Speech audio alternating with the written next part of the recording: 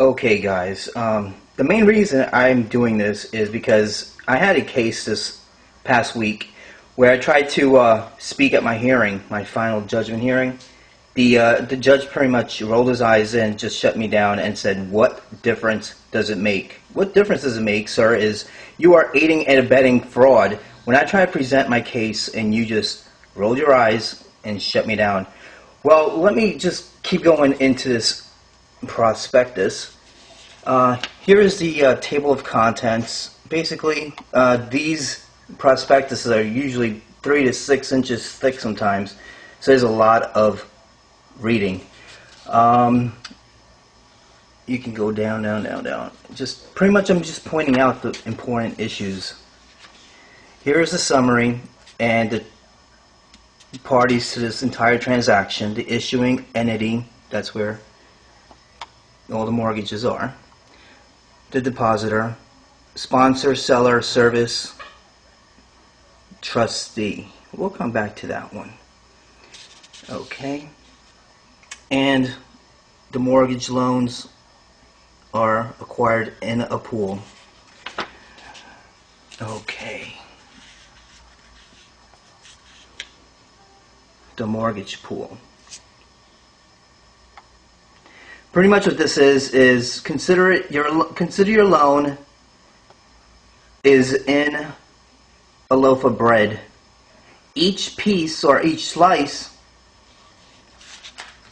is sold to investors. So pretty much a loaf of bread is under many investors. The assignment of mortgage.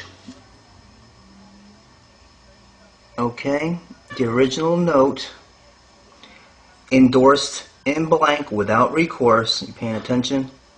They can pretty much commit fraud anytime.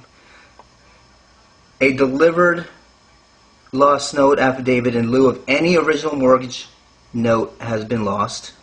Well, if that's the case, and if it is indeed lost, they should follow up with this. Securities Exchange Act 1934, and here's your requirements.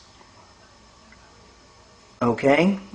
You're required to report anything that's missing or lost. And this is the form that you should be filling out.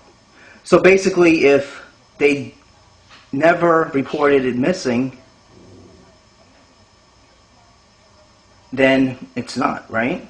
So they should have this form filled out. Okay. Here we have the originator, again, IndyMac.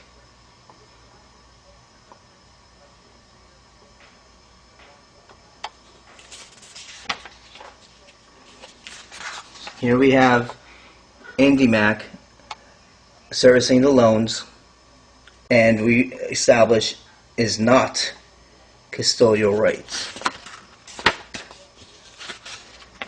Here is limitations and liability. Pretty much is saying, you're going to protect us, right? You're going to protect everyone in the trust. The sponsor, IndyMac, once again. Okay? It acquires mortgages through securitization. And then right here, none of the 10 that include residential have ever been pretty much in trouble before. Bull, that's lies. Okay, now here is where you need to pay attention. Okay, depositor, IndyMac, MBS. The issuing entity, that's where your loan is. Okay, now here, the trustee will serve as trustee of the issuing entity and acts on behalf of the issuing entity. Okay, here's your trustee, and there is the company that holds the note. Okay, will act as trustee, calculation agent, and custodian. As custodian, Deutsche Bank National Trust Company will maintain the mortgage files in secure, fire-resistant facilities. You hear that? Will not physically segregate the mortgage files in custody, but the mortgage files will be kept in shared facilities. Maybe MERS?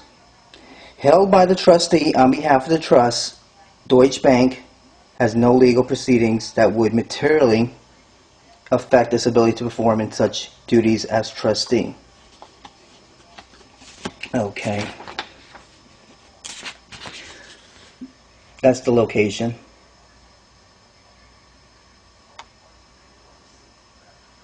And here is pretty much the trustee and any director, officer, employee of or agent of the trustee will be identified by the trust against any loss, liability, or expense incurred by the trustee arising out of or in connection with the acceptance of administration of its obligation and duties under the pooling and servicing agreement, other than loss, liability, or expense. So pretty much they're protecting. They're being paid. IndyMac Servicer is being paid to be protected. And there you have it. Now, a question about assigning the mortgage and how MERS comes to play. Pretty much to transfer a mortgage, these are the requirements. Okay? But according to MERS, it's by virtue. I don't know what that means, but I do. And it has to be notarized. Right? The transfer of a promissory note, a negotiable instrument. These are requirements.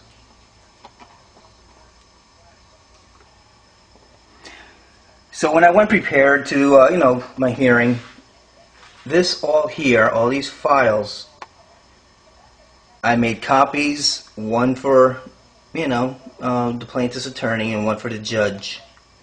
I mean, it's got to be at least 500 pages. She showed up with 10 pages, and those 10 pages were pretty much every document that I requested for them to compel or demand to show and send me proof. I sent the bank 2 times, probably now it's going over a year ago, a qualified written request so they can provide me with my documents. Never happened.